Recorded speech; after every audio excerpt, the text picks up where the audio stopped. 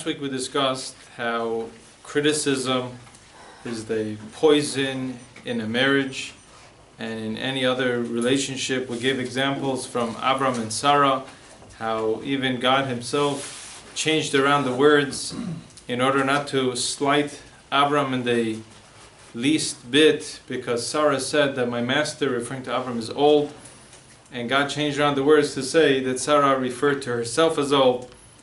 We spoke about Yaakov not giving rebuke to Ruvain till he was on his deathbed, and Yaakov was about to depart. Only then he rebuked Ruvain for the sin that Ruvain committed, because the harm of criticism and reprimanding someone is so great that they held off. And we also spoke about Dale Carnegie's first chapter, how he writes in his book that the secret to success is, in the first rule for the secret to success, is not being critical as a person in any relationship, being cutting down on the criticism. We spoke about the destructive effect of anger, how anger is by far the ultimate form of criticism, and how it completely uproots any relationship.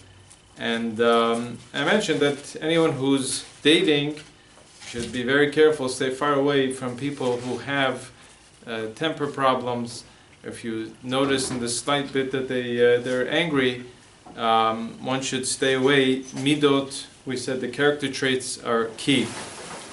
What I did forget to mention is an important point. Anyone growing up in a house where there's a lot of arguments and a lot of fighting, screaming among the parents, it's inevitable for a person not to be affected by that.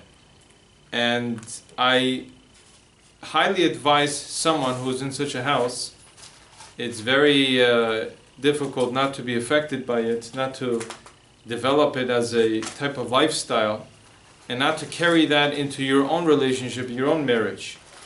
It's so many times I've seen whatever the kids see in their household is what exactly how they react to their wife, to their husband, to their spouse.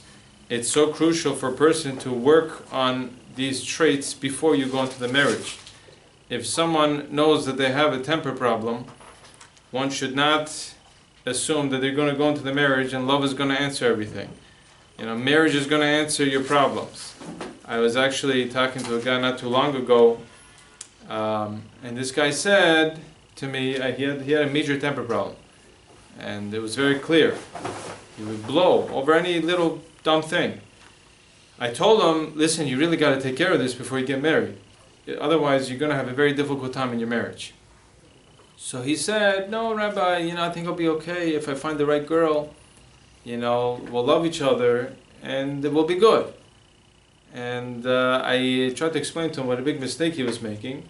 As my Rabbi told me a long time ago, he said that there's only one thing getting married solves, one problem that getting married solves, and that's the problem of being single. That's the only thing it solves, nothing else. So a person who thinks that getting married is going to be the answer to your issues, love, it will not answer all problems. It is not true. It's absolutely not true. And marriage only solves that problem of being single. That's the only thing it solves. So I told this guy, you really have to work on it before you get married. I don't know if he's going to listen to me, but if he doesn't, he's going to have issues. I talked to a woman not too long ago, and this woman was very patient with her kids, very patient with her siblings. She said, I grew up in a house where my mother, especially every Friday afternoon, it's hectic time, very stressful, screaming across the room, this side, from that to that side, screaming about every little thing. We have to get ready, it's almost Shabbat. So all her siblings had this issue. In their house, the way they dealt with the kids is they screamed at them. The way you do chinuch, you train the kids, you raise them, is by raising your voice if you want to get them to listen to you. She was the only one of the entire family that she did not raise her voice at all. I asked her, how did you do it? She said, well, I grew up in that house. I saw how bad it is. I saw the harmful effects and how I hated it when I was in the house. And I told myself, that's not going to happen to me. I'm not adopting this type of lifestyle, whether consciously or subconsciously, and she made it her business to work on it, and she has beautiful children. Her children are very, very good kids, and she's very, very patient. Is it easy to work on the traits? No, it's not, but is it the purpose of life? Clearly is the purpose of life. The Arizal, the Holy Arizal writes that every person nowadays, he wrote this 450 years ago, there's no such thing as new souls. Every person that is in this room, every person in the world has been here before in the past life, which we call Gilgul. We have been reincarnated. And the Arizal writes that our goal and mission in life is to do a tikkun, rectify something in the past life where we may have messed up on. Says the Arizal, how do you know? Well, one of the main tafkid, one of the main missions you're on this world, he says the area where you're the weakest, where you have the hardest time, where you have the most struggle, is the area where you're here to fix. Certain people are very angry people. They're hot-tempered, right? So Arizal says that is one of your main goals in life, to fix that. You're back in this world because you were lacking in perfection, and that's your pagam, that's your blemish, and where your character flaw which you have to fix. Another person is very greedy. He's constantly running after money. Says the Arizal, you're here to fix that. Another person has a very hard time. A kleptomaniac, I mean that's a disorder. A guy non-stop, he has a desire to steal. Says the Arizal, you're back here in this world because in the past life you messed up, and so on and so forth. In any area where you're very weak, you're back here, that is your purpose in life, to fix that. After last week's class, a few people came over and said, Rabbi, we got the point. Stay away from criticism. Criticism is really bad. We totally made it clear we're never going to do it again.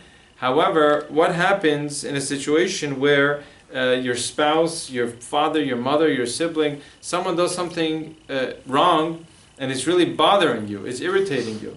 If I don't say anything, it's just going to build up inside, and eventually it's going to get to a point where I'm going to resent them and I'm going to get very upset and angry at them. So what should I do? So I did not mean that a person should suppress these feelings forever and just hold it in and get angry. A communication is of utmost importance in any relationship, and one must communicate the feelings and whatever their needs are. What I did mean is the how, the when, and the where you communicate. These are the three important things: the how, the when, and the where. That's why I brought in, if you remember the lecture about how God came to Aharon and Miriam when he wanted to criticize them, he had to tell them what they spoke about Moshe Rabbeinu was wrong. So, however, how did he come to them? Says the pasuk, Shimuna, he came to them in a very soft tongue. He lowered his voice and he said, please listen to me. This was how God came, even God himself. When he wanted to criticize Aaron and Miriam, the greatest of prophets, that's how he spoke to them. A person has to be careful. Where? In what atmosphere? In what setting? If your husband had a very difficult time at work and he has a horrible headache and he's home and he's about to fall on his face at 10 o'clock at night, it's not a good time to bring up your issues and things that are bothering you. That is not a good time to have a discussion. A person has to be wise. A person has to have foresight and understanding to know when, how, and where to bring up the different issues, the things that are bothering you, but you must communicate. A person cannot hold it in, you must communicate. That was last week. So tonight I don't have one topic in mind. Since it's the last session, I wanted to talk about several different points. These are all very important during the dating process. And in my experience, I found that these several points here are, it's very important for a person to get a good understanding of the following points. So if you have any questions, stop me and ask. This is the last session, so stop me, feel free to stop me at any point. I'll begin with an interesting phone call I got a few years ago. There was a girl who called me, and this girl asked, she introduced herself, she got my number from someone, a girl from Great Neck, and she said, Rabbi, I have a question for you. I said, yes, how can I help you? I said, well, I've been dating, I'm Shomer Shabbat, I'm not so religious, but I'm Shomer Shabbat, and I try to keep the halachot. And I've been dating guys that are also Shomer Shabbat. They keep they keep Shabbat, but it hasn't been working. Our personalities are very different, and it's just not clicking. I notice when I'm out with my friends that my personality clicks much better with the guys that are not Shomer Shabbat. They don't keep Shabbat. Is it okay if I go out with someone who's not Shomer Shabbat, not on my level of religion, and hopefully I'll have an effect on them and change them around? During the dating process, I'll speak to them and tell them it's important, and usually the girls win the guy's heart. If a guy falls for the girl, generally she'll be able to convince him. So, what do you think? Sounds good? No. Yeah. No. Sasha likes that. You're allowed to He's do done that. it before. I know you're allowed to. So let's come to her defense. Let's support her logic first. The Torah writes, this is to support her logic, very interestingly, that after Yaakov was leaving Lavan's house, the Torah says that he picked up with his 2 wives and 2 maidservants and his 11 children, and they started traveling.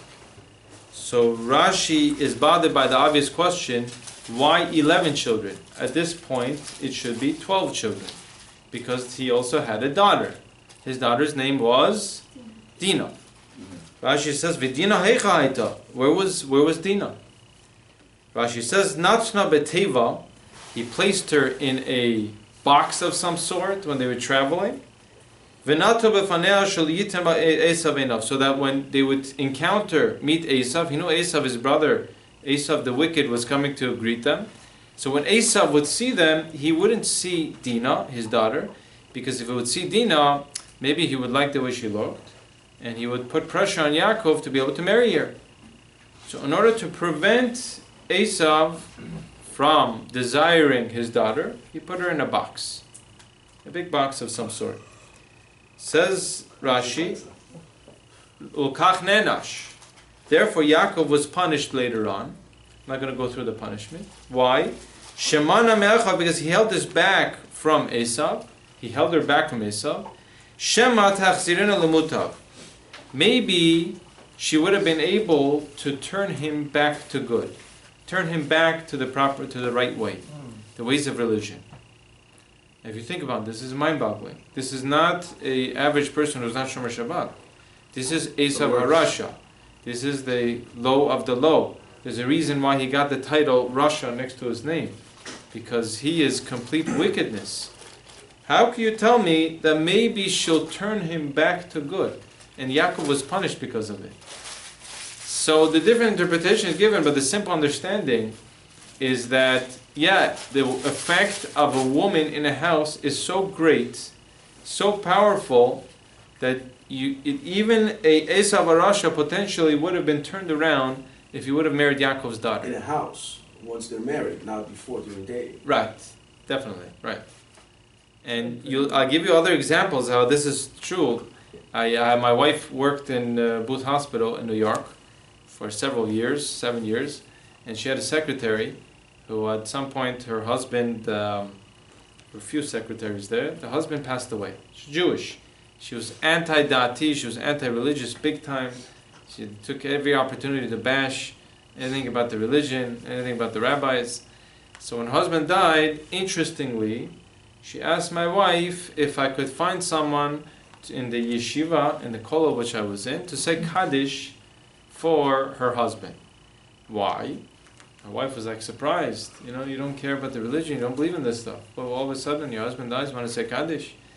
So she said, that she didn't say this, my wife picked it up, she had a tremendous guilty conscience. Because when they were dating, her husband was Shomer Shabbat, he kept Shabbat, and he was pretty religious. She wasn't. They got married, and slowly, she dragged him down. First, you start with the little things and the light, it's only the Rabbanan and this and that, and then she started bringing non-kosher food into the house. Eventually, he dropped everything. It took a matter of a couple of years, he dropped everything. And she felt very guilty over that. and she paid money even for, to hire someone to say Kaddish, because her kids, they're not saying Kaddish, they're married to non-Jews. That's when she woke up, unfortunately. And you see the power of a woman, both for good or for bad. A woman could bring up, a woman could put down. Right? This again, another support for this logic of a woman having an effect in the house. I know I went out with a girl when I was dating, in the 2.5 years, torturous years, 3 years that I was dating. I went out with a girl, and noticed that she was, a bit high maintenance and very into her looks and very flashy. So I knew this wasn't for me. So after 2 dates, I called it quits. And there was a guy in the yeshiva who she was mentioned to. He came over to me, he found out that I went out with her, and he asked about her. I said, she's a nice girl, but you just know that, she's a pretty girl. She's a bit high maintenance, she's a bit into the gashmiut and the physicality. So he ended up going out with her. And he ended up marrying her. And it didn't take more than a year where he was planning on staying in yeshiva, and she took him out of yeshiva, and he entered into schooling. Again, nothing wrong with going into work, but the guy's goal was to stay in yeshiva and learn for several years, and she pulled him out because she has needs, and she expects this type of car, and this type of lifestyle, and this type of house, and hence he had to leave yeshiva because that's not the type of lifestyle that she wants. Once again, you see the effect of a woman in the house. You find this time and time again. By Korach in the Parsha, the reason why Korach went downhill, and there was another person, On ben Pelet, who was on his side, they were together in this. On ben Pelet survived, he lived. He went out of the group. Korach went down to the ground. He died. What was the difference? Their wives. Korach's wife was pushing him. Who does Moshe think he is? Start up with him. And she started up with him. And he started up with Moshe. As opposed to On ben Pelet says, what are you doing? You have nothing to gain over here. Even if you win, you lose, because Korach's going to be on top of you, and she pulled him out. And that's how you survived. And last but not least, from my own family, we weren't religious when we were growing up. And the reason why, part of the main reason we became religious, my mom. My mom was the first one in the house to become religious, for whatever reasons and through whatever events. And she used to pay us, I remember she used to pay us each Friday night to go to synagogue. She used to pay us like $20 a week to go to synagogue. It was what? Inflation. 11, 12 years old. It's good money, no? $20 to go to shul. You go there, it was boring, whatever, but they got $20 out of it, and that's how it all started. And put us Jewish schools, and the rest is history. So back to the question: is she right or is she wrong? You could have such an effect on a woman, on the husband. Excuse me, so I need a volunteer to make sure the shul's locked up. Okay, good. Just checking. So, right? So is she right or is she wrong? If she marries this guy, she could have a tremendous influence on him. So Sasha, for sure now, says that she should go with it. No, it depends on the person. Depends on the person. Why would you take on a project? What? Why would you take on a project? Because it's not working out with the other guys, and she feels she clicks very well in personality with these guys who are not Shomer Shabbat. So what? So I'm Shomer Shabbat, and I'll have an influence. I'll turn them around. I'll turn the guy around. Obviously, I won't pick a guy who's anti-religious. I'll pick a guy who's, so-so, and he's open to it, and hopefully I'll change It's him. easier to turn around someone who's religious into a non-religious world than vice versa. That is true. Generally Potentially. speaking. Yeah, potentially true. So, I'll tell you the answer. It will go on time, so I'll cut it short. I'll tell you the basic answer. There's a Gemara here. There's an important Gemara. The first page in the Gemara Sota. The Gemara writes, "Ein mezavgin lo la'adam isha lefi ma'asav." It says the person is merits to marry their wife, their husband, their spouse, based on their deeds. Meaning, at the time you're dating, whatever level you're holding on, that's who they give you. Whoever you are at that moment, at that point, is the type of person that you end up marrying. The Gemara has a question on this. Inhi, is this so? Amar Rav Yud Amarav, we have a statement that was passed down from Rav Yud Amarav.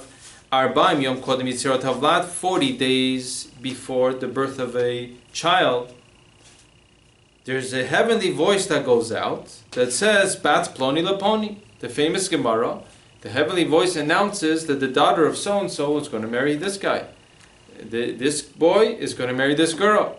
That the shidduch, the marriage, is predetermined and it's destined who you're going to end up marrying. So the Gemara is asking a question, how does it make sense that you tell me, based on your deeds, based on who you are at the time of dating, that's the type of person you're married? It's not true. Based on when I was born, 40 days before I was born, it was predetermined who I'm going to end up marrying. Everyone hear the question? So which one is it? Is it based on who you are at the time of dating, or is it based on this predetermined voice, heavenly voice that went out and God said, this is your soulmate? Got it? Yeah. So the Gemara says that's not a question. One is talking about Zivug Rishon, the first soulmate. One is talking about the second soulmate. Now what does this mean, first soulmate, second soulmate? I like to present the interpretation of the Arizal again. The Arizal writes that there's a first soulmate. There's several soulmates. You know, some people say the number 4, some people say number 7. What it means, the first soulmate, and what it means, that heavenly voice that goes out, that you're deserving of marrying so-and-so, is that God has the perfect mate for you. That is your soulmate, that will help you in your life reach high levels of spirituality and to reach perfection, to be able to shape and mold yourself into the complete person that you're destined to become. Now, based on free will, a person could change that. No one's on top of you telling you what to do. No one's forcing you to keep Shabbat. No one's forcing you to put on tefillin every day. No one's forcing you to pray. You could do whatever you want in this life. You have complete freedom. If a person chooses, makes the right decisions based on his free will, and he's holding on the level that he should be holding by at the time he's dating, he will merit to marry that soulmate, that predetermined, that heavenly voice that went out and said that so-and-so is supposed to marry this girl and this girl is supposed to marry this guy. That is if you reach your holding and you make the right decisions in life. However, if a person, based on their free will, they decide that this is not for them, they're not interested and it's not their type of lifestyle, it's not their cup of tea, they're free choice. Do as you please. You want to keep Shabbat, that's free choice. You want to put into everything is up to you, it's free choice. Based on your decisions, the second zivug, the second soulmate which the Gemara refers to, is based on the person's decisions. If they do not make the right decisions and they end up being on a lower level spiritually at the time of dating, then they will get the second soulmate or the third or the fourth or the fifth and so on and so forth. So got it? So if you merit your zoche, you'll get the first one.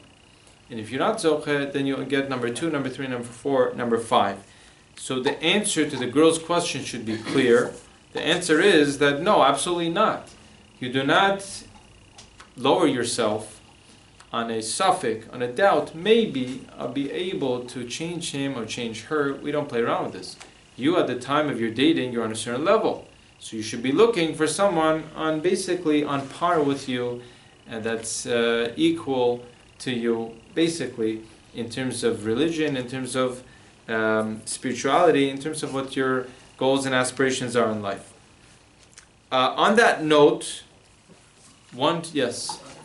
Are these one of the things that are decided Rosh Hashanah Kippur, like for the year, or is this? This is, the Gemara seems to say that the top soulmate is predetermined at the time before you're born, 40 days before you're born. That one I know. For the second one. So a person could change that, meaning a person, based on the decisions, let's say you made some wrong decisions and you weren't on the right path, and then at some point you got on the right path. So wait, the girl also was on the wrong path if she couldn't connect with the right guy, right? So God will work it out. God is pretty good at what He does. If you look at this world, it seems, just look at the human body and everything going on, so much sophistication and so much perfection and the timing and everything. God is pretty capable of working it out that, based on your decisions, it perhaps will create a certain merit that she'll also grow, and you make decisions. The guy who's about tshuva, he wasn't religious when he was younger, or when he was 19, 20, then he became about tshuva. It does not mean the fact that you lived your first 6, 7, 8 years of your life not religious, that you're going to automatically be shot down to the 6th or 7th level soulmate and messed up for life. Don't worry. Get married this angry witch, and the rest of your life will be a living Gehenna. You don't need to worry about that. If you change around, God will also change based on who you are. And at that moment, you'll be zocha, you'll merit to the higher level zivug. So, you know what I'm saying? I know what you're saying. So based on that note, it's very important for a person to do research before they go out, to find out the basic details about the other person. Number one, how religious are they? You find out the basic idea. What's the story? You know, what are their standards? You know, do they keep Shabbat, not keep Shabbat? Are they traditional, the typical traditional Persians, which means that, you know, they're getting in a car, but they don't turn on a fire, and like all these things that they have, which to me the whole thing is a complete contradiction. But you know, that's how they are. Number two, what we mentioned this before. What's the story with her or his midot, his traits? That is the most important thing. How God-fearing are they? And there's some things you could find out if people say, oh, you know, this person is a real anav, is really humble, really caring, really giving. That's the top. That's the priority. Not the looks, not the money, not anything else. Is what type of person is this? You have to look at the parents, the family. If girls, generally, I see a lot of things, even my wife, that it gravitates after the girl after the mother. You know, whether it's the food or whether it's a lot of things gravitates after the mother. I'm not saying a person should be neurotic and crazy about this, and like, you know, you find one little thing about the mother and say, okay, she probably has that and she's messed up also. No, that's not what I'm saying. A lot of times the girls see that their mistakes, the flaws of the mother, and they grow out of that and they decide not to live that type of lifestyle, like the example I mentioned earlier. You have to see if there are any health issues in the family. Certain things are deal breakers. You find out that, again, this has to be some type of hereditary disease or something major. If it's not a hereditary disease, if it's something just in the family one of the siblings has, it does not make pasul and disqualify the girl or the boy because of one of the siblings. A lot of times people can't get over it, is when there's something in the family, even though it's not hereditary, people just can't commit, can't go into it. Why? Because of what other people are going to think about them. It's a very powerful force, nothing held against the person, but a person naturally is very caring about what other people think. I've had guys where, you know, they were dating for a while and everything's going well, but, you know, his reaction was, I don't know if I could do it. I don't know if I could marry her.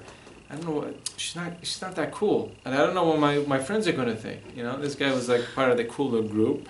And one of my friends, are you such an idiot? Like you're basing your life decision on what your friends are going to think. You're not going to have anything to do with your friends. So if after you get married, you'll start your own life. You'll stop caring about what they think. But one has to be careful with that also. What other people are going to think about me is a powerful force. Once you pass that step on the actual date, what should the actual date be? So the first couple dates, a person should just be figuring out if they enjoy spending time with the person. Does the conversation basically flow? A quiet person is not a sign that it's not your soulmate. A lot of times the girl or the guy, they're quiet because they're nervous. And the fact that they're nervous, it's not a psul. It's not something wrong with them. It could be the best wife or the best husband in the world. So people are very quick at the trigger. You got to give them a chance, a couple dates to open up to see if they're really boring or they're just nervous and they're not talking that much. You have to see if you basically have a basic liking to the personality. The personalities do not have to be the same. People look for the same personality. It's not true. You could have people with opposite personalities and they get along. As long as I go back to the midot, if the traits, the character traits are there and they're good people, they'll work it out and they'll get along. Your soulmate does not necessarily have to have the same personality as you. It's a good idea on dates to discuss hobbies, what they like doing on the free time. Through these type of questions, a person is able to figure out what's important to them, what's not. And that's your goal. You're not interrogating them and the whole thing the date becomes like, a question-answer session. You go out, you try to see if you could have a good time the first couple of dates. But this is somewhere along the lines, you should be asking, what their interests are, what their hobbies are. It's good to try to see how superficial the person is, or how high maintenance they are. if they'll be okay with a simple life. Are they focused on a life of substance and meaning, or do they need to have the newest car and something? One of the girls I went out with, she had a tremendous liking to new cars, and she wanted nicer cars. So that type of lifestyle, you have to determine if that the type of lifestyle is for you. But it could cause problems later on. I had a husband I was dealing with Shalom Bayit case. After 15 years of marriage, I don't know why he woke up then. 15 years after marriage, his main complaint was that she's high maintenance. All of a sudden, after 15 years. But one has to keep an eye out for these things. The major things in life should be discussed at some point. Later on in the dating process, what type of place, what type of school would you like to send your kids? If one wants to send their kids to public school, is okay with it, and the other one is vehemently would never go for such a thing, then it's not such a good idea. You got to discuss these major life decisions. The goals and aspirations of life should be discussed at some point in the date. You have to think if you look forward to seeing the person. If after 3, 4, 5 dates you really don't look forward and you're dreading to go, then it's probably not the right one. It's a clear signal that that's not the right one for you. This is my opinion. My Rabbi did tell me this, that one should never say no to a guy or to a girl after one date. Unless you're embarrassed to be seen with them in public, you should not say no. Why? Because it makes a lot of sense. You go out with a girl or you go out with a guy, you're judging them on the first date on a lot of superficial things. You're judging them on the way they look, on the way they dress, and a lot of superficial things. Now, if you would get to know the person, a lot of times the personality will make up for the looks, and they start looking different. It's true. The looks grow on you. Such a thing. So the guys, a lot of times they say, but I don't want the good looks to grow on me. If I think the girl is not that good looking, she's very average, so why would I want to go out with her and to brainwash myself into thinking that she's good looking? It's not brainwashing. For all you know, your soulmate is an average looking person. But once you get to know the person, the personality, you start liking their looks. It's such a thing. It's a very interesting phenomenon, how it works in your brain. And a lot of times, you could have the most beautiful woman in the world. If she has bad traits, if she's arrogant and stuck up and superficial, I don't care, you can be the prettiest girl in the world. It's such a turn-off, and just like, in your life will be a very difficult life. As opposed to if you could have a very average-looking girl, or even below average, but she has very fine character traits that a lot of times it brings out a certain beauty you see in a girl or in a guy. Like, wow, that's something which is attractive, not only on an emotional level, but even physically it could affect the looks. So hence, one should not say no after one date generally. If after several dates one does not have any physical attraction of any sort, even in a romantic type of atmosphere, then probably it's not the right one for them after several dates. If big mistake people make, they expect to see stars. After you hear from the other guy, if you hear from some people, they got engaged. Oh, we knew from the first date that this was the right one. I always hated those guys. I didn't have that. And come on, how realistic is that? If you're seeing stars on the first date and you're falling in love, that means you're completely infatuated. You're blinded either by their looks or something about them. And you're not making the decisions based on your brain. You're making a decision based on your heart. The intellect and the emotions are two opposites. The more you allow the emotions to take place, the less the brain works. It shuts down. You have to be a thinking person and not just work with your heart. So you don't have to see stars. I did not see any stars. Don't tell hopefully my wife won't see this. I didn't see any stars. Even when I was engaged, things made sense. I talked to my Rabbi. I liked her. I enjoyed spending time. Was I in love with her? Was I going crazy? No. You're not seeing stars, but it works out. It's good. You enjoy spending time, and you have the basics. You like the way they look. And that's it. This is a big mistake. It's like a Hollywood thing. A person has to fall in love and think like, okay, this is the perfect one. You don't know. A lot of times you will not know.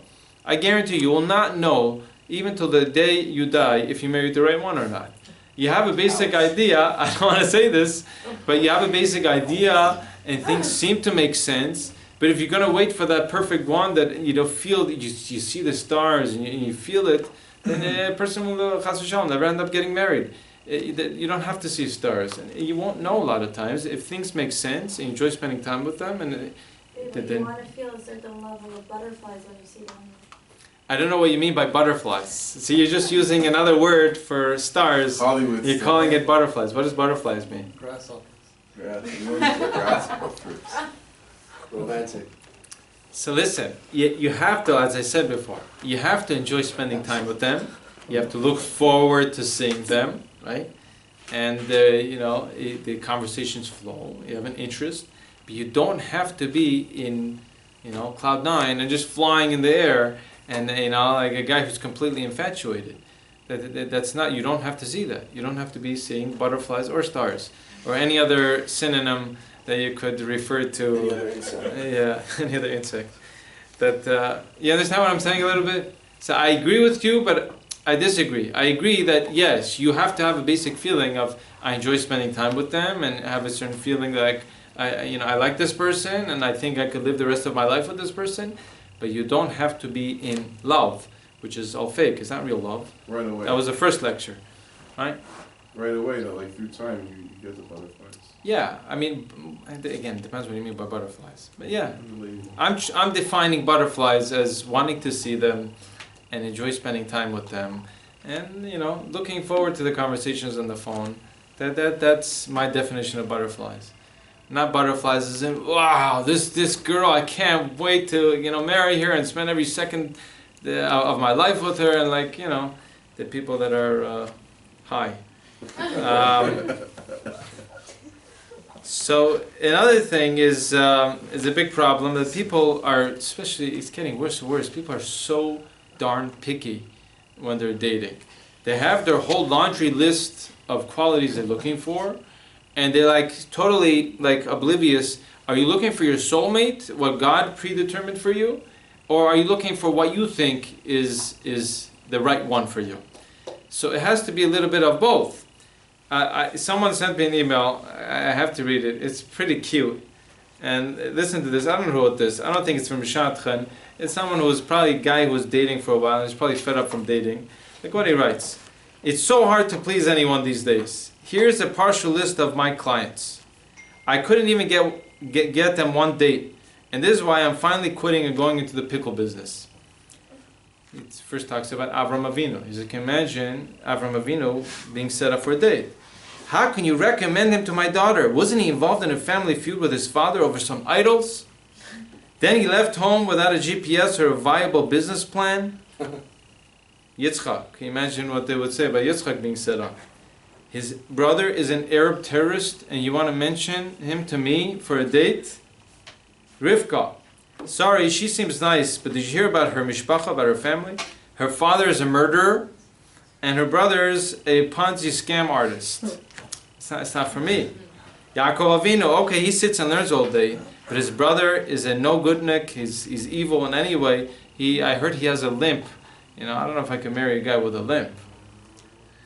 You know what I'm talking about, right? All the stories. Leah Meno. Her father is a con artist, and she has some eye problem. Her eyes don't really look that good. Maybe it's genetic. Who knows? Who's going to pass down to the kids? It's not a good shidduch. Moshe Rabbeinu, are you kidding me? To go out with Moshe? His parents are divorced, and worse, they remarried. And we hear he's in speech therapy anyway. He has a stutter. I can't go out with a guy with a stutter. David HaMelech, King David. How dare you suggest him to our Yichustik Mishpah family? Yichustik means someone who has lineage. Our neighbor Yenti told us that his great-grandmother was a Gioret, she was a convert. I'm not going out with someone who was a convert. Are you kidding me? It comes up a lot, by the way. I've been asked this many times. There was a guy actually in Great Neck I was dealing with for a while. His parents can't get over the fact that her mother was a convert, and she converted, and it was a legit conversion. I looked into it, I made the phone calls, I found out who the rabbi was and did it. And I told them, listen, the only difference between a convert and a Jew, there's one difference. What's the difference? Timing. Choice. One difference is Zechut Avot. is the merits of the fathers. They don't have Abraham, Yitzhak, Yaakov, all the merits that we have. But they are full-fledged Jew in all aspects, with the mitzvot and the merits. The only thing they're lacking is zuchudavot. Is there anything wrong with the convert? No. If it's a legit conversion and they're real, then there's nothing wrong with it. But some people can't get over it. They have a hard time. I don't blame you for that. I personally myself, when I was dating, I was mentioned to one or two girls that were converts. In fact, it was a Christian family, and my brother, the doctor, found out she was apparently a very good-looking woman. She was a girl. She was blonde, blue eyes, the whole, the LA dream. And my brother's like, "Are you crazy? You can marry a girl that looks like a non-Jew, and she's Jewish, and you're willing to give it up?" Because she was very good-looking. So he was joking. He wasn't serious. But people can't get over. It's hard to get over. But it's understandable. If a person can't do it, you can't do it. You can't deal with it. And the last thing he writes about, can you imagine Chava, Adam and Chava, Eve?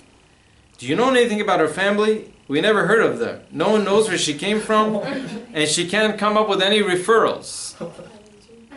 So it concludes, please people, judge the person for him or her. You're going to marry the person, not the family. I kind of agree to that. That is partially true, mainly true. You're getting married to build your home, not to please your neighbors. And finally, remember that if you're in this world, you're not perfect, and neither is your spouse. I agree to that 100%. And the person is here. No one's perfect. Everyone has their character flaws. And to be picky, to look for that perfect person, Mr. Perfect, there are very few Mr. Perfects or Mrs. Perfects in the world. And a person has to realize, to lower your standards and what your qualities of what you're looking for. People turn down dates for a lot of foolish things, foolish reasons.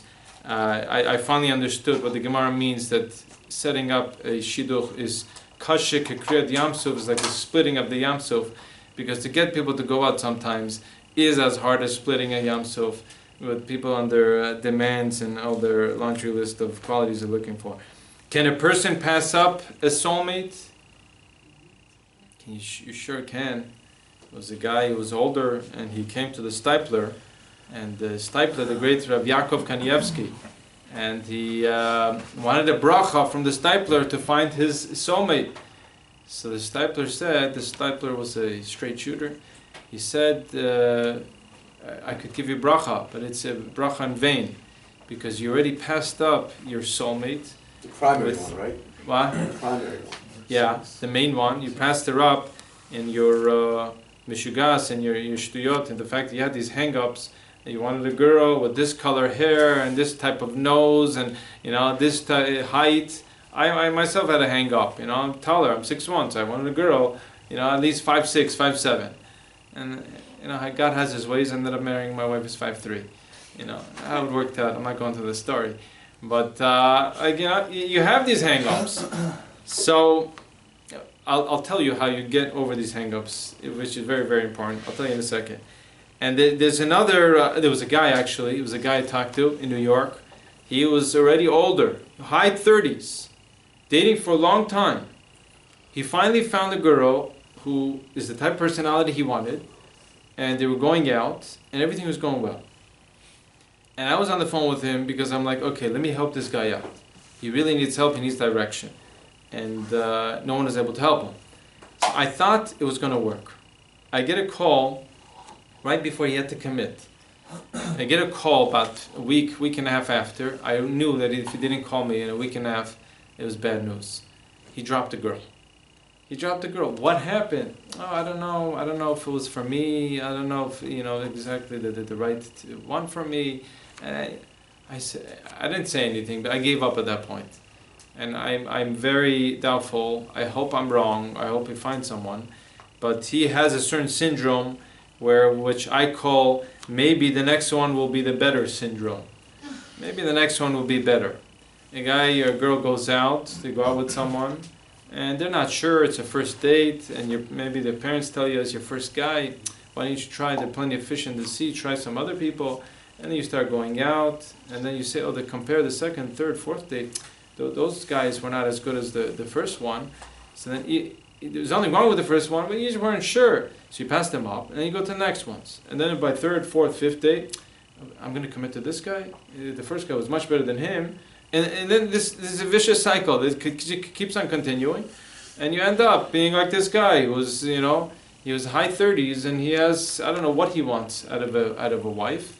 And it's funny, you would think that people as they get older, they become less picky. If anything, they become more picky and more demanding, which is a pellet to me, which is a wonder.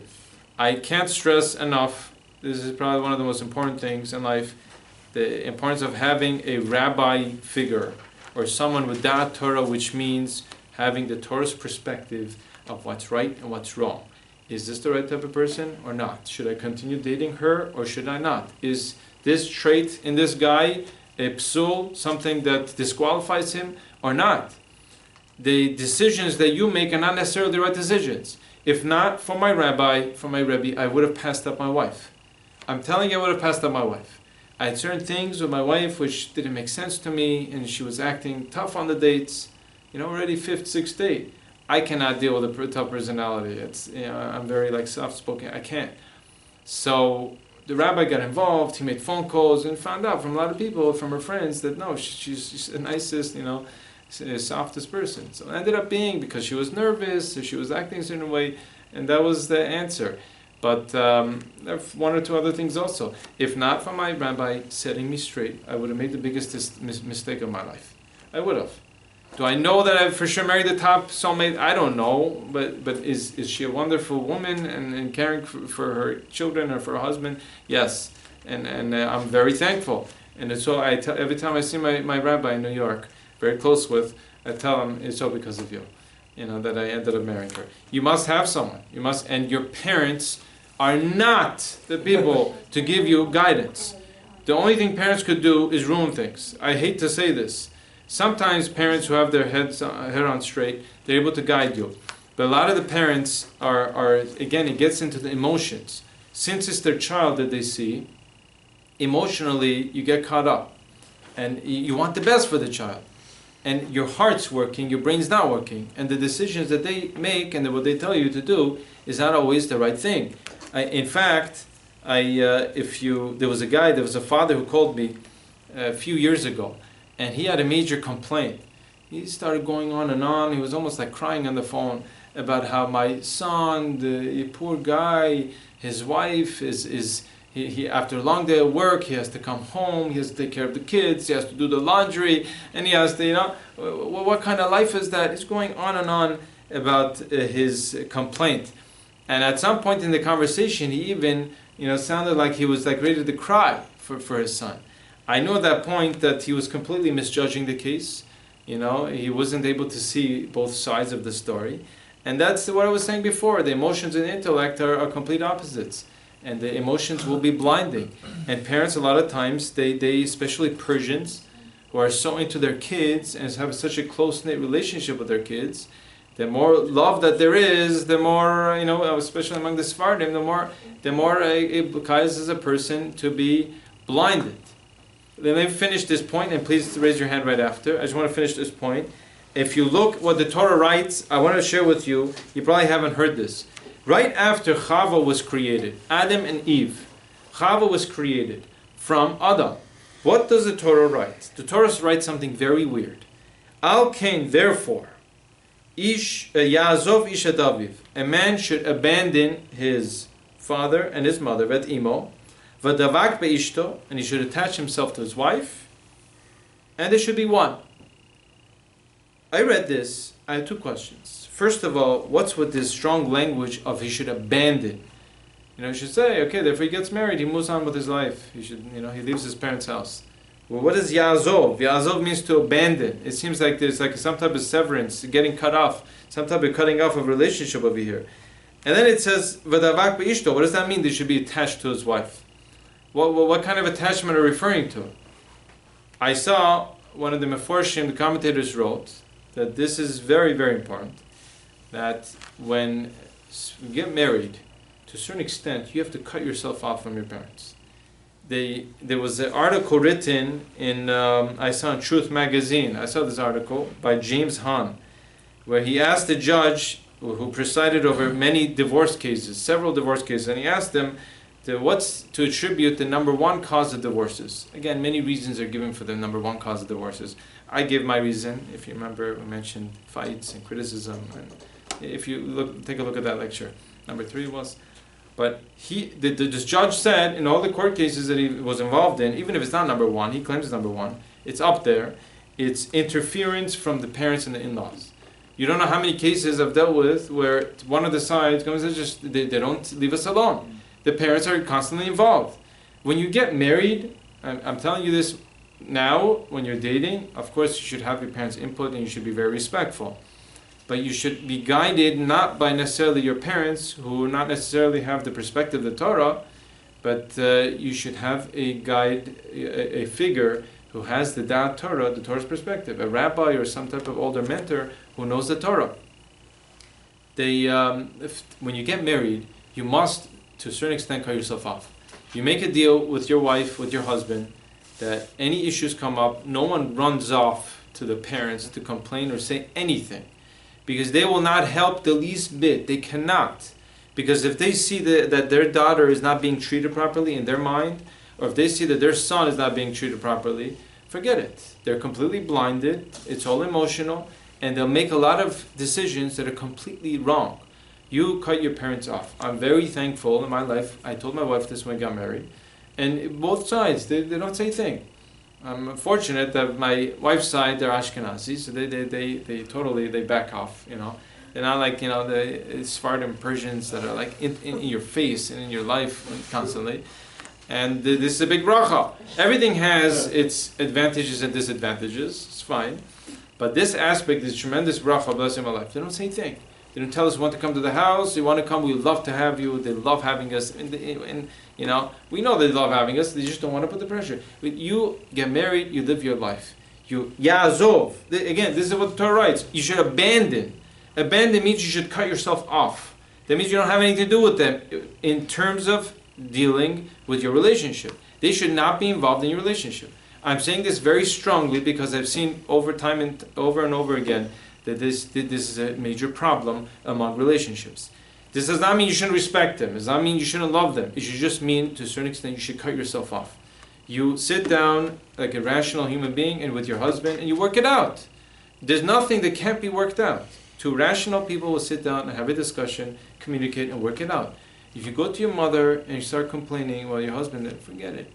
You know, I heard from a guy one time, he said that it was one time 2 ladies were talking, and one lady was complaining to the other, says, oh my gosh, my poor son, he has such a horrible life. Every day he has to wake up in the morning, he has to make food for the kids, for the lunch, he has to give them breakfast, he has to get them ready, and then he has to clean up the house, and then she has to serve his wife breakfast in bed.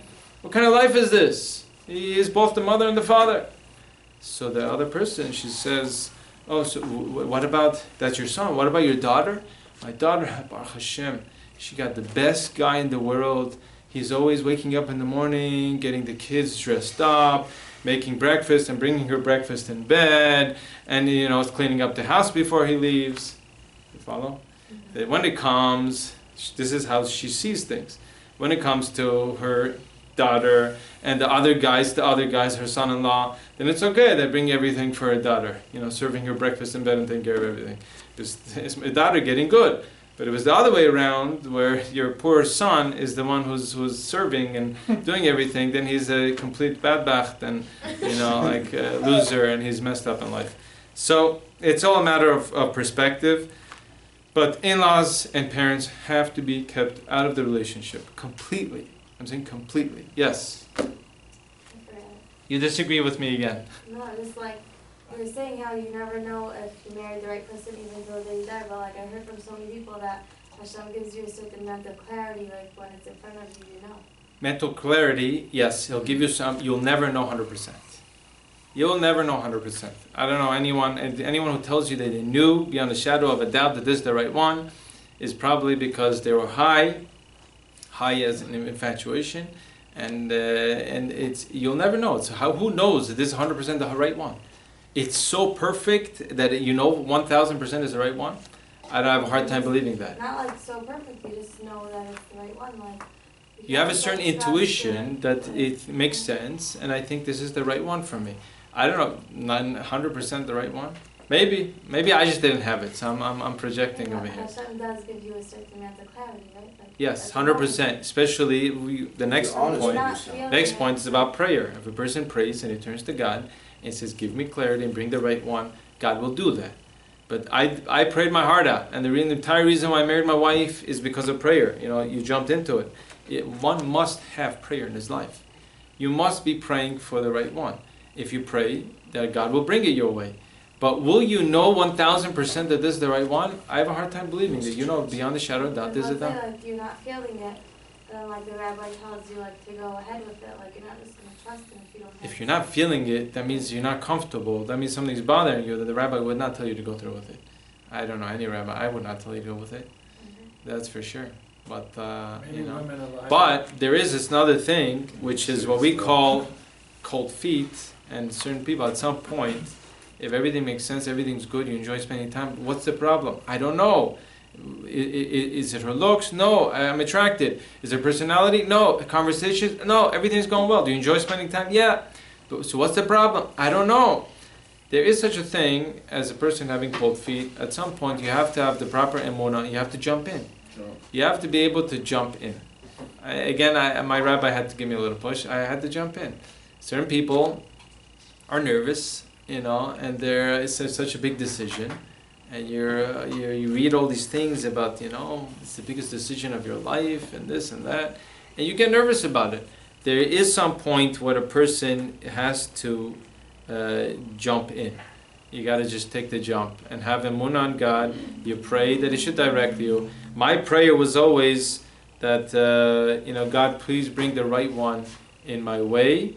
And if this is the right girl, let it work out well. If not, please make her say no. So that's why I knew I wasn't making a mistake. And like Baruch Hashem, I wasn't the biggest tzaddik, but every time Hashem like somehow worked it out. And in fact, even 2 girls, I was almost engaged to 2 girls, and they broke it off both times. Both times didn't make any sense to me. I was heartbroken. I'm a very emotional person, and I was, you know, dated for a while, and I was in the dumps. I was like so out of it. And one of my friends, close friends, was getting married. The last place I wanted to go was to a wedding. I ended up going to the chuppah. I'm like, I'm booking. I'm out of here. After the chuppah, I wasn't going to stay with the dancing. I just couldn't. I was looking for a ride. I got a ride to the wedding, so I wanted to ride back to yeshiva. So there was the rabbi in the community who was going back, and I got a ride with him. Older rabbi. So he saw that I was a bit down, and he said, you know, oh, what's going on? What's up? I said, I just went through a very hard breakup. It's the second time this happened to me, and it's very difficult. And I was like venting. Then he said something that completely shocked me. Up to this day, I'll never forget it. I remember exactly where we were and where, you know, at what point driving. He said that, listen, never be sad or upset over something that doesn't work out. He said, I was almost engaged to 2 girls, similar situation as you, and somehow it broke off. One of the girls passed away at the age of 44, and one passed away at the age of 37. Looking back, he said, in hindsight, he said, oh my gosh.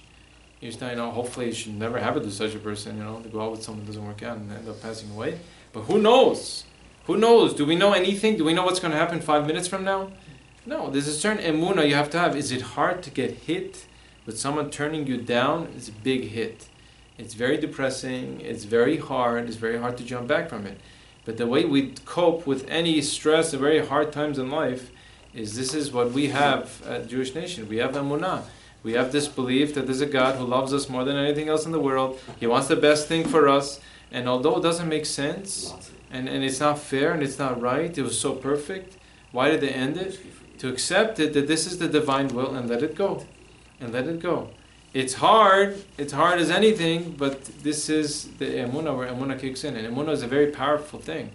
Emunah is so powerful. I not too long ago, I'll conclude with this, I saw that one of the commentators, the Rosh, who's a Rishon, he writes that we know that 4/5 of the Jews died in the plague of darkness. 4/5 of the Jews who were involved in immorality and idolatry, who were very low level, weren't worthy of coming out of Egypt. They died in Egypt in the plague of darkness. He asked the obvious question. Guys heard of Datan va'Aviram? Datan va'Aviram were the biggest troublemakers probably in the entire or Exodus, in the entire time during the Midbar. They were the ones who tattletaled on Moshe to Paro. They were the ones who started with the man, all the fights and arguments and everything else. They were Rishaim, he says. They were evil. Their core was evil. He says, how come God didn't kill them in the plague of darkness? They were Jews? Fair question? Yeah. Yes. Fair question? Why didn't God take them away? He says in a most unbelievable answer. He says, Afal Pishem Rishaim, even though they were evil, they were wicked. Since they did not give up hope from the redemption, they had emunah in God that God's going to redeem them. A lot of the people, the 4/5 that died, oh, where's God? Similar to what's happening now. Mashiach, stop telling me about Mashiach coming. This world's not going to end. We're very comfortable in America. We're chilling in LA, having a good time. What Mashiach? They didn't give up hope from the Geula, from the redemption. Just that merit alone, even though they're completely wicked at their core, it was enough to save them. And similarly here, a person who has the emunah and belief in God, again, you got to follow by the rules of the game. If a person is going after the wrong things, you end up marrying the wrong person, or end up not getting married. It shouldn't happen to anyone. You got to play by the rules of the game. But if you do, and you have the prayer and you have the emunah, there's no way you could go wrong. I know I said last thing. There is one Gemara, it's a fascinating Gemara. The Gemara says about praying for a specific person. I highly advise you should never pray for a specific person. The power of prayer is very powerful. And the Gemara says something scary about praying for a specific person. The Gemara says that typically we don't mix two joyous events together. If there's a wedding going on, you don't have a bar mitzvah at the wedding. Or on the day of Shabbat, you don't get married on Shabbat. Other reasons also. But you don't mix two joyous weddings together. The Gemara, however, says on Chol HaMoed, the days in between Yom Tov, Pesach, Passover, or Sukkot, you're allowed to get engaged. Why? The Gemara says, Shema Yikadmenu Achar, because someone else might go and precede you and marry that girl. He might come along and take that girl away from you. So the Gemara says, well, what kind of thing is this? The obvious question, based on the other Gemara. Are you going to tell me that someone could take away your girl or your guy?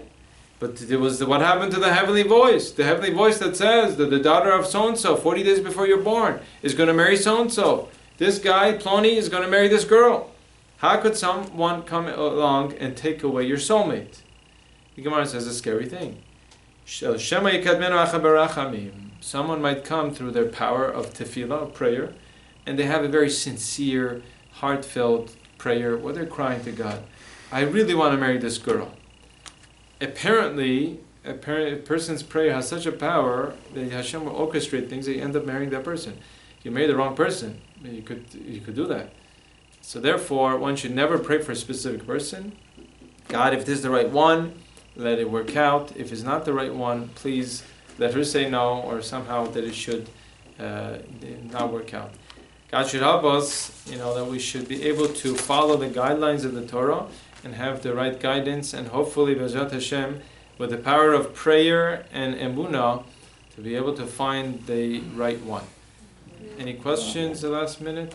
This is the last session. Any questions? Yes. What's this thing about once you're married, not like being close to other couples that are? I never understood this. Like, it's good you say that. It's good you say that. First of all, I forgot to mention one thing. Is that my rabbis also, they told me you should not date two girls or two guys at the same time. That's a big no-no. The guy will say, okay, what am I going to wait around for? I'll go out with this girl, and 2 nights later I'll go with another girl who no one's going to know. There was a case in our yeshiva where the guy did that. He didn't want to kill time. He went out with two girls. It's like, I'll go out eventually. I'll probably say no to one of them. He went out with one. Again, it was going good. 2 dates, 3 dates, 4 dates. He couldn't decide. He went 7, 8 dates already, and he couldn't decide. He liked both of them. She had certain qualities, attributes, and she had certain attributes, and he couldn't decide. He went to our Rosh Hashiva, Zichron Tzadik Libracha, and guess what the Rosh Hashiva told him to do? drop both. He says, why? Because if you marry one, you're going to always look back and say, you're going to get into issues with your wife. It's inevitable in any relationship. You're going to have your arguments and fights. Natural reaction, oh, I should have married the other girl. I should have married this one. He didn't drop both. And he was heartbroken. You should not do that. You should not go out, unless it's like a, I don't know, crazy case where, generally you should not. It will mess you up in your head. And once you're dating someone, you shouldn't be thinking, if someone mentions something to you, you should even say, I don't want to hear it now. I don't want to hear it for now, because you shouldn't get other thoughts. Oh, this guy, I have the perfect guy for you. And you're going out with a girl 3-4 times, and things are not perfect. Oh, she has a perfect girl. And in your head, you start conjuring up with all this, perfection. And it's not a reality. So you stick to one person. What you were saying about once you're married, it's a whole nother speech, is that completely not proper for couples to be eating at each other's houses on a consistent basis. A huge no-no. Couples should not be eating. You don't know. I'm telling you, I dealt with cases in Great Neck and other places where people ran into major problems. Major problems. It's a complete breach in modesty. Couples should not be consistently eating at each other's houses. If they're dating? No, there's after marriage. You have a husband and wife that are 25, 26 years old, Okay. and you have another husband and wife, or they're friends. Either the girls are friends or the guys are friends. And they like to eat at each other's houses every, Friday night together and spend time. Huge, huge no-no. So you Do can't not go to do your that. friends' houses? I didn't say that. I said on a consistent basis. On a consistent Yeah, a guy comes once every 2 months, and they're, but you have to be careful. You have to set up the barriers. You have to. And what was One the lady reason? was talking to me in New York, and her real cousin, she told me, he says, I don't understand. The husband just cheated on her, and cheated on her with their best friends. I don't get it. They were eating at each other's houses all the time every Shabbat. I'm like, no kidding. That's how it happens. Your person has to be so careful. The Yitzhar is very good, and he slowly breaks the barriers. It's one step at a time. My Rosh Hashiva had a thing, is you never call a married woman, or any other woman, by the first name. You don't call a girl, you don't say, Shira, or a married woman, or Chana, or whatever, Sarah. You say Mrs. So-and-so. No, please, don't call me Mrs. So-and-so. Call me Chana. Don't do that. I'm sorry, I don't feel comfortable. Once you're already calling your first name basis, it's already like a breach. It's a sensitivity. But if you don't have these barriers, you see what the sages, the enactments that they made, the people say the rabbis are crazy. The rabbis are a bunch of perverts and, coming up with all these rules, and they control yourself.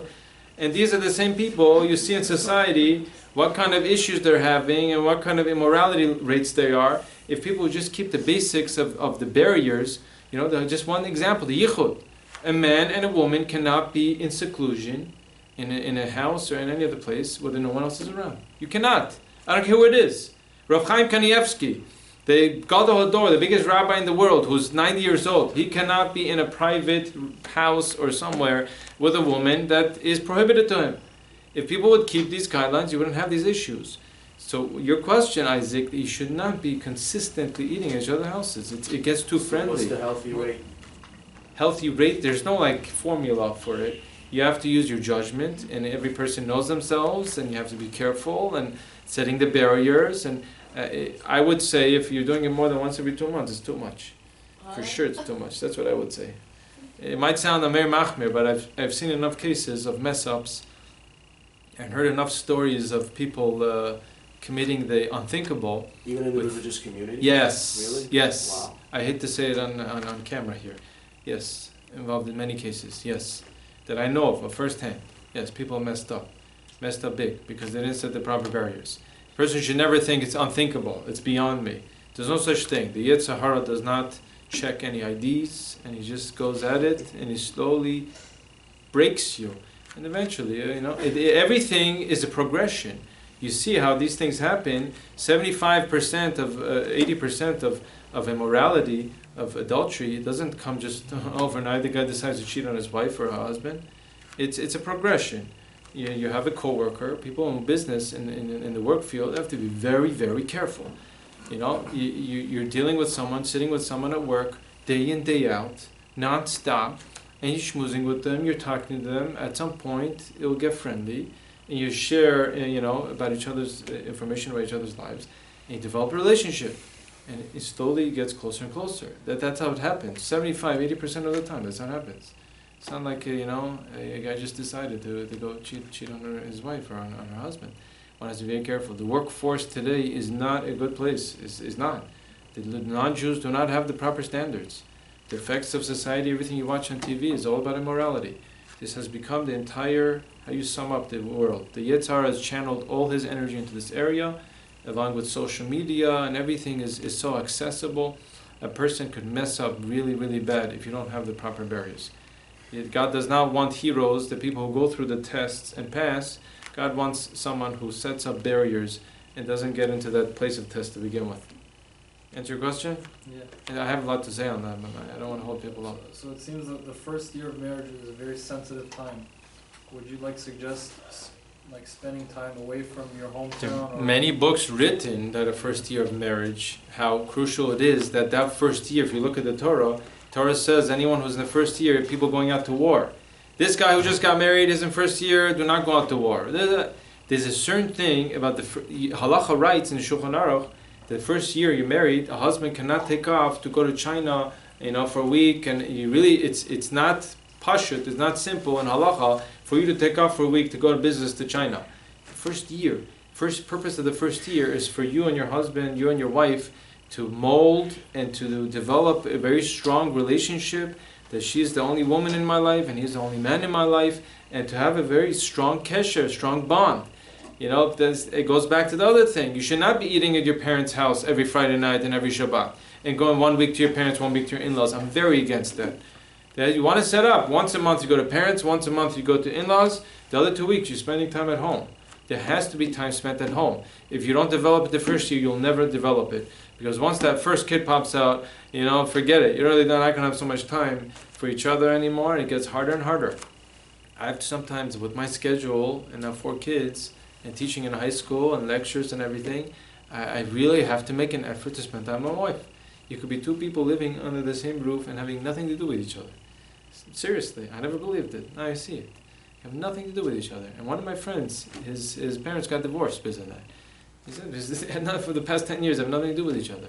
You get so caught up with the busyness of life and not having time for each other. So of course it's going to deteriorate and go downhill. Only communication you have is when you have to discuss the bills and the fights and all the other annoying things. Where's the relationship? That first year is very important. If a person could go away, away from parents and in-laws, that's the best thing. You take off, you go to what better place than yeshiva or yeshiva setting or somewhere where you're learning. Nothing better than that to develop your relationship. For me, the best thing in the world was the fact that I was in yeshiva all these years. The statistics shows over 60% divorce rates. What's the divorce rates in yeshivas? For yeshiva couples, it's less than 1%. In my year, I was in yeshiva for 14 years.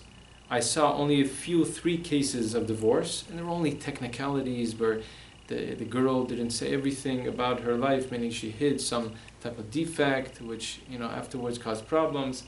Technicalities. Now, 1 case of divorce. Now, what is the reason why there's such a low divorce rates in people in yeshiva, and such a high divorce rate in the society? Well, there are 2 reasons. The most basic reason is because in yeshiva, what do? We focus on self-perfection. Everything we learn, Musar and Gemara and everything, develop yourself, turn yourself into the most giving, caring, and patient person. That's the whole goal of life. That's what we do in yeshiva, self-perfection. And the other reason is, you got to have God in your life. As the Gemara writes, a man and woman, Ish and Isha, the difference between them, if you take out in Ish, Aleph, Yud, Shin, the Yud, and you take out from Isha, the Shin, right? What are you left with? The Hey. The Yud and the Hey is God's name. You're left with Ish by both of them. You got that? Ish, you take out the Yud. It's Ish. Isha, you take out the Hey, which is the Yud and the Hey is referring to God's name. You take a God out of any relationship and poof, you're left with Ish. You're left with the fire of fights and machloket and whatever's going on in the society. In LA, they even say it's up to 70% divorce rates. I don't know why anyone in the right mind would want to get married these days if you're in the non-religious world, but that's what we're dealing with.